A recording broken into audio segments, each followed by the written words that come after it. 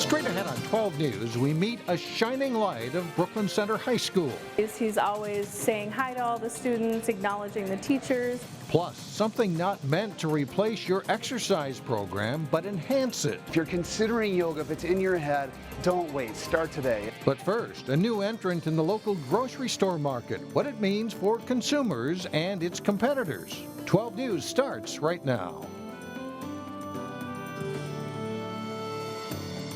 Hello everyone. After months of construction, Hy-Vee opened its doors today in New Hope. It is a big deal for the city, which hasn't had its own grocery store in more than 20 years. Cassie Bonstrom joins us live outside the store where the parking lot is still full. Cassie? Mike and Alex, it's been an incredible opening day here at Hy-Vee. The parking lot is just packed. It took me about 15 minutes just to find a spot. The customers and city officials say this is a store they've been waiting a long time for. Excited customers roamed the Hy-Vee store, getting their first peek at New Hope's newest 90,000 square foot gem. I am totally excited. I live way over in Edina, but I'm gonna come over here. Some customers, like Mary, have shopped at Hy-Vee stores before and have eagerly awaited for the Iowa-based chain to make its way north. It's spectacular. Others say they're simply glad to have any grocery option within city limits. We are so excited.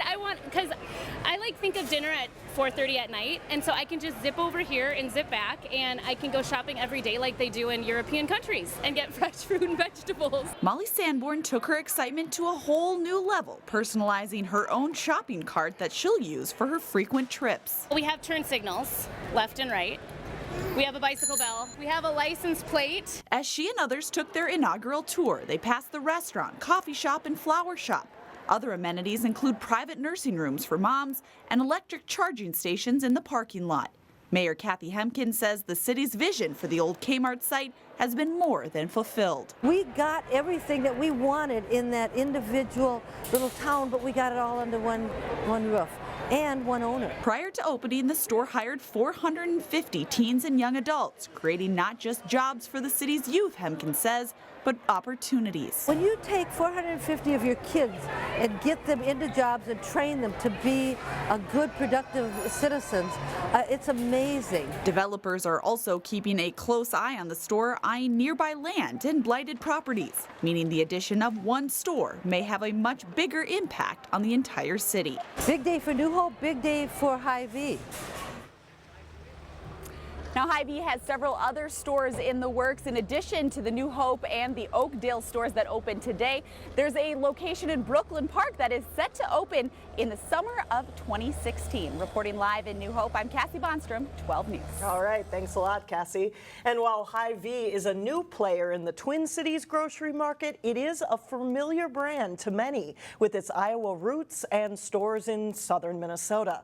So how might Hy-Vee affect other grocery store competitors? Today, I would guess Hy-Vee would look most similar to Cubs, hence you would expect them to draw most from Cubs, but we shall see. When it comes to grocery shopping, the range of choices abounds and astounds. Cub Foods fits a more traditional supermarket role, while supercenter retailers such as Target and Walmart got into the grocery game to drive more business. And then there's discount grocer Aldi and the upscale Lunds & Byerly's, which offer customers unique choices. University of Minnesota professor George John says long gone are the days where customers held loyalty to one store.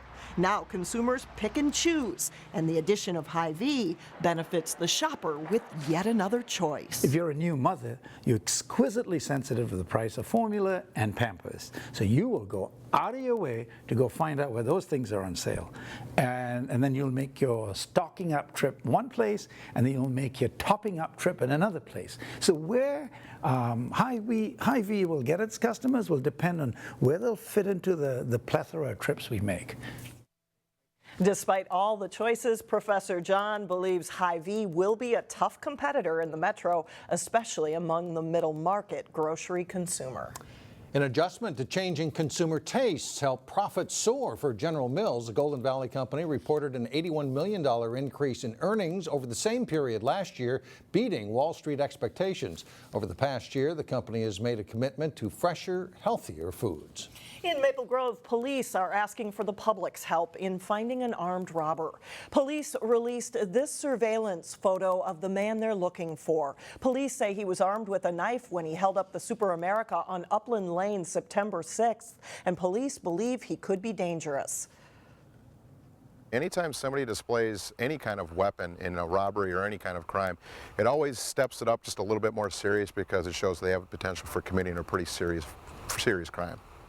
The robber is described as a black male with a goatee. He wore dark sunglasses, a baseball hat, and a blue and gray windbreaker jacket. If you have any information, you're urged to call Maple Grove Police.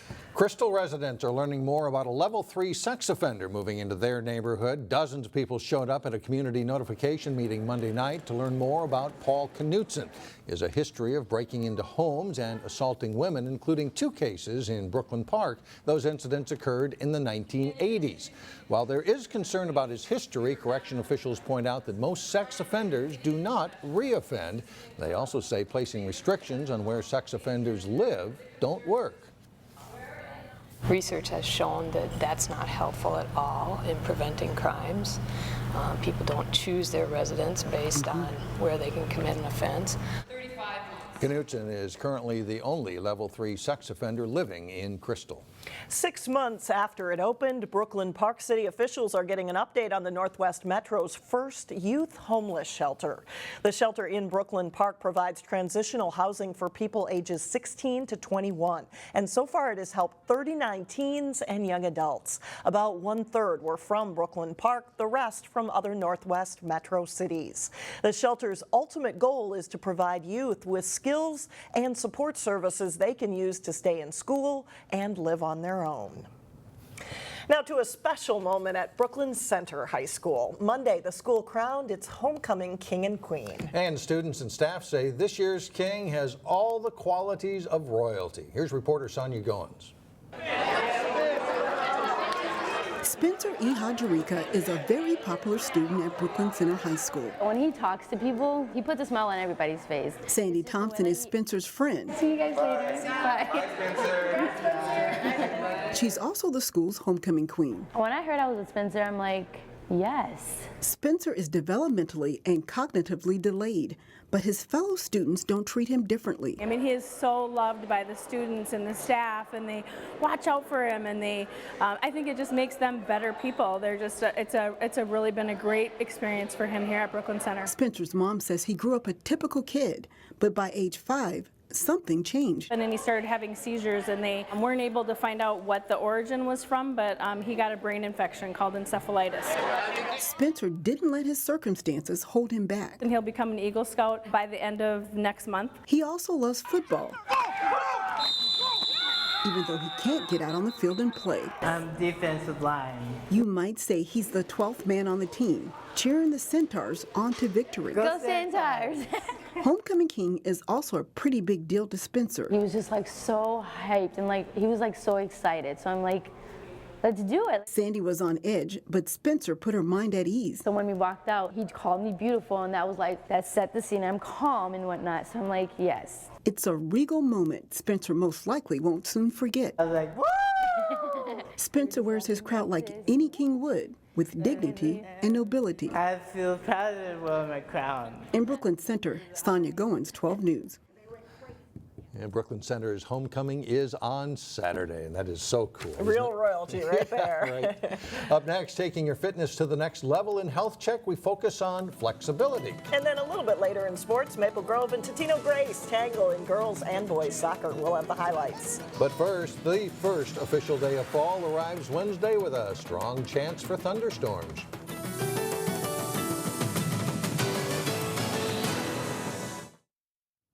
According to a new report, Minnesota's obesity rate has gone up, one of 5 states to show increases. In 2014, more than 27% of Minnesotans were considered obese. That's 2 percentage points higher than the year before. Back in 2000, Minnesota's obesity rate was 16%. Minnesota does remain lower compared to the national rate, which is nearly 35%. Now to an exercise designed to increase your strength, flexibility, and balance. Yoga can be intimidating if you've never tried it before, but in today's Health Check, Delane Cleveland helps put us at ease and explains what you need to know to get started on a yoga program.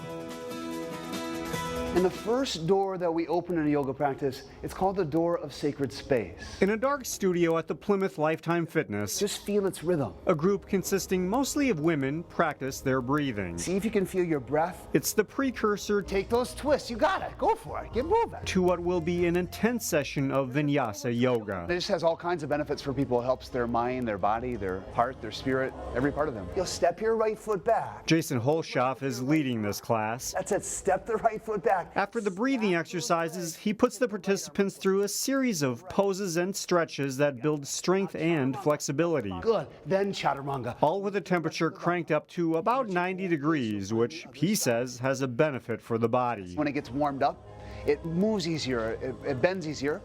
Also, because it's warmer, there's a cardiovascular benefit to the practice. It gets your heart rate going more and in a way that wouldn't happen otherwise. Everybody's opening the door. While everything here may look intimidating, yoga is something Jason says anyone can do. The number one thing you need to do in a yoga class to be a success is to focus on your breathing, to keep your breath deep and circular. In other words, he says yoga is a breathing class first, whereas all of the postures are optional. Exhale, chaturanga. After all, yoga is meant to enhance rather than replace a person's current exercise program. It keeps runners running longer. It keeps weightlifters, those pesky shoulders and things like that, keeps them limber. We're working properly here. Yet there's still the matter of this particular class being dominated by women. He says guys need to jump on the bandwagon. Guys don't realize that how challenging it is. They think it's like for wimps or they think it's for like a sissy thing.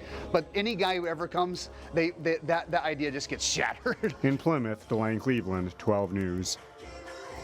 Coming up, Minnesota Vikings players help tackle hunger in Golden Valley. But first, we'll hear from Hopkins basketball star Amir Coffey about his decision to stay home for college. John Jacobson is in next. John Jacobson with sports. Local basketball player gets a lot of attention this week and then makes a big decision. Makes a big decision. They'll keep him home here for a few more years. A knee injury cost Hopkins star Amir Coffey most of his junior season of high school basketball last winter. It didn't stop recruiters from pursuing Coffey. 12 Sports' Jay Wilcox caught up with Amir as he announced his college choice, the University of Minnesota. Thanks, John, and a huge day for Amir Coffey and also for Minnesota Gophers fans. Amir, how does it feel to have this decision kind of out of the way right now and get this day over with? It feels great. It's been a long process for me. It started my 8th grade summer, so it's been a long time, but I'm glad it's over with now. What were the key factors in your decision to pick Minnesota? It just felt right for me. Felt like the right decision. I like the players, have a good relationship with them, and the coaches, using me at the right position that I see as within myself. And, just wanted to stay home and be a hometown kid. Obviously, your last high school season ended very early. How tough has it been to come back from that and to have to, sit out and watch Hopkins most of last year? Oh, it was very tough. I played 2 games, really, and tore my ACL and was out for the rest of the season. And it was tough to just watch my team, every practice or every game. But it was hard to get back, all the rehab and the workouts. But it's for the better of me, and I came back stronger and better than I was before. So, do you feel like it had any impact on the recruiting process at all, or did everybody that was interested in you before stay interested? It might have had impact, meaning that some teams that were recruiting me didn't get to see me as much. But the teams that I knew I would stick with were the teams that kept calling and kept texting and stuck with me through the injury. So that's the teams that I knew that had my back. Obviously, it was before your time, but a lot of Gophers fans have a lot of fond memories of your dad playing there. Did that have any impact on your decision? I didn't. At the end of the day, I just wanted to pick the best school for me. And if that happened to be, wherever, then I would go there. But it happened to be the Gophers, and my dad happened to go there, too. Congratulations, Amir. Good luck in college and also in your senior season here at Hopkins. Thank you. Amir Coffey choosing the U of M, making a lot of Gophers fans happy, as we said. Back to you, John. That's right. Thanks very much, Jay. The official national signing date for basketball is November 11th. 6 Northwest Suburban Conference boys soccer teams are within a game and a half of first place coming into play this week. 2 of them met up Monday as Totino-Grace visited Maple Grove. First half, and a free kick by Maple Grove's Garrett Maupin comes to Jack Gleckler, who heads it in perfectly on this play, and the Crimson take a 1-0 lead. The Eagles tie the match up before halftime when Connor Mullen gets enough room to fire a shot into the Crimson net. That's it for the scoring. This one ends in a 1-1 tie. In the girls' match between the same schools, it's Grace getting on the board early. Nice move on the defender by Ariana Del Morel, and she goes in to score. It's 1-0 Eagles 9 minutes into the match. Stays that way until the second half. Del Morel on the corner kick, and this one goes off a Crimson player and in. The Eagles post their second straight shutout, blanking Maple Grove 2-0. Wayzata is ranked number 1 in Class AA girls swimming and diving. The Trojans are the 2-time defending state champions. On this week's Sports Jam show on Channel 12, Jason Milillo profiles Trojan senior Madison Preiss. Here's a clip from that story. She's more than just a great athlete. She's also captain of the team. She's a great leader. She's not just a great leader by voice, but actually even more so, I would say, by example. Preiss' top events are the 200 individual medley and the 100 breaststroke. She is the 2-time defending state champion in the 200 IM, but a state title in the breaststroke has eluded her. Preiss finished 4th as a freshman and runner-up as a sophomore and junior, losing every time to Edina's Olivia Anderson, who has now graduated. It's like my final year to win because my teammate Olivia Anderson from club is finally up to college, and I don't know, it's finally my chance to. You can see the rest of that story, plus all the week's top prep highlights on Sports Jam. This week's show runs through Wednesday at 3:30, 6:30, and 9:30 p.m. on Channel 12 and 12.tv. That's a look at sports for today. All right, thanks a lot, John. Still ahead, hungry for a win, but also hungry to help. Minnesota Vikings players tackle an important cause when we come back. And finally, they were hungry for a win, but today some Minnesota Vikings players were hungry to help. Kicker Blair Walsh and 3 of his Viking teammates joined United Healthcare employees to pack food in Golden Valley. The effort supports Second Harvest Heartland, and the event also highlights the need, particularly among a growing number of seniors going hungry. Food shelf visits by people 65 and older have more than doubled in the last 5 years. It's an overlooked, facet of people who are suffering from hunger. So we need to, do our part and contribute, and any donations are, gladly accepted. And I know we're going to do our part today and continue that throughout the month and this fall season. And this is the 5th year Vikings players teamed up with United Healthcare to support Second Harvest Heartland. And that'll do it. That's it for now. Thanks so much for joining us, everyone. We'll see you back here tomorrow.